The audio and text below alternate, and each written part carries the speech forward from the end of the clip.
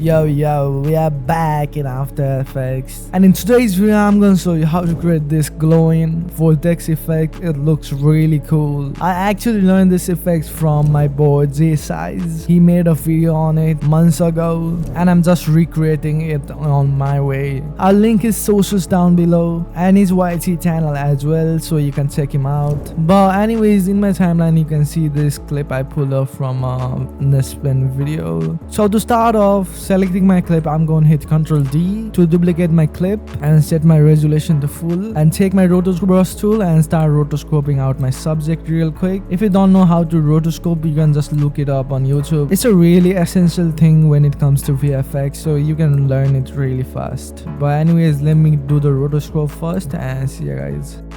After you select out your subject, make sure to freeze it so it locks in your rotoscope. I see a lot of people like not freezing their rotoscope and it will cause some problem when you add some effects on it, so make sure to freeze it. And then go back to your composition panel, and if I hide my background layer, you can see my layer is rotoscope out. That's exactly what we want. You can even go to feather and shifters and play with that. So now once our roto brush is done, we're gonna bring up our background again, and I'm gonna call this our roto brush roto 1. I'm gonna name this roto 1 and duplicate this, and in this duplication which is in between our roto brush 2 and our background clip, I'm gonna actually also name this effect roto, so it's easier for you to see what's up. But anyways, I'm going to use sapphire for this effect, so I'm going to add sapphire warp vortex in here. Effect from sapphire, really dope effect. If you don't have this,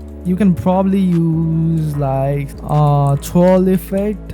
Twirl from the default. Yeah, you can use the twirl as well. You can see you can mess with the radius. You can also like copy the twirl and play with that. Before getting more into the video, I just want to let you know I just dropped my ultimate 3D title bundle, which comes with my latest pack, 3D text and title preset, and one of my OG pack, the 3D title pack you already know. The bundle allows you to add some crazy titles for your music video in just few clicks, and also when you buy the bundle, it's $28 off, so it's a steal for real. I'll link it in the description if you want to check it out. Back to the video. But for now, I'm gonna use warp vortex from sapphire. So in here you can see a value called vortex start. I'm gonna hit the stopwatch in there and bring up the amount of it. So the amount is between something 200 to 500 or 400 depending on your clip. So maybe I'm gonna go with 300 for now and go over to the end and just bring the amount to 0. So we have this really cool troll animation, but as you can see, the animation is really not that smooth. To make it more smoother, we're gonna highlight both of our keyframe, F9 to ease those, and head into graph. And if you are in speed graph, you can head over to value graph and you can just play with the graphs to get your look on here. So I made a graph something like this, so it like faster at the start and a bit slower at the middle, and it goes fast at the end, so it looks really cool. You can copy this graph if you want or make one yourself. Now we have this dope animation, but one thing I noticed is our character is moving and our troll is on the middle of the screen all the time, and it's not looking that great. So I'm gonna go to warp vortex again, and in center X and Y hit the stopwatch in there and go over to the middle and put it on your character where your character is. So maybe something like that. You can like roughly keyframe there. Yes sir. Now we're gonna add different effects to make this pop off. So firstly, I think I'm gonna add a distort chroma into here and lower down the lens and lower down the amount as well a bit. Maybe put it before the vortex. Let me see how it looks. Yeah, you can play with putting it before the vortex. Yeah, that looks really cool. And also animate the amount of it, so you can hit the stopwatch in amount, go over to the end and just slow it down as you go. If you like, you can even add like a tritone and set it to your liking color. Let's just go with like blue for now, and you can set the shadows to anything else. Like you can make a good gradient on here. As you can see, with the midtones I set it to blue, and for the shadows I set it to a bit of darker blue, so it like matches my scene as well. And you can also bring up the blend with original to get it to your liking. Another thing, you can add like a curse and bring up the brightness of it and lower down down the darks a bit, so the highlights really is popping off.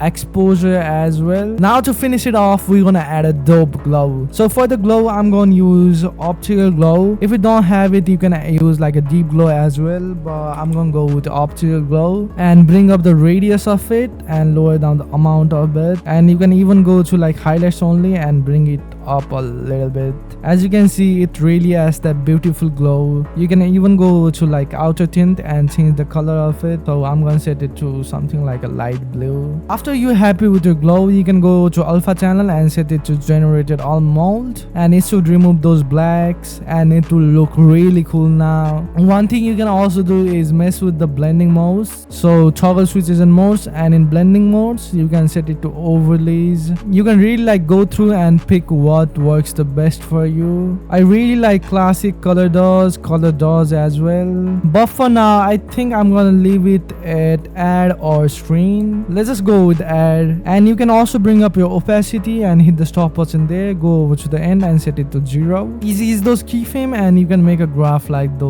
this on the opacity. I might sound crazy doing a graph on opacity, but it looks cool. Now I'm gonna pre-comp this clip. Now we're gonna add a simple zoom, so I'm gonna place my anchor point onto my subject and animate my scale. You know the drill of zoom, so I don't have to like be really detailed onto here. You can go over to graph and make a smooth graph and a little RSMB. And to master it all, I'm gonna add a little curves into here and make a simple ass curve. Lastly, made an adjustment layer, and on the adjustment layer I'm gonna add a little shake from a shake pack. I'm gonna use the best one and line it in the beginning. As you can see now, the shake really has the impact which I like. So if you want to download this pack, I'll leave it in the description. But anyways, my final effect looks something like this. So that's it for today's video, guys. If you like this video, please consider hitting the like button and also subscribe to our channel for more videos like this. We are dropping a lot of sauce consistently. And also check out j.sitez channel. He's a really dope guy. Go show some love. So yeah, see ya in the next video. Peace. Time to go in pose. Yeah.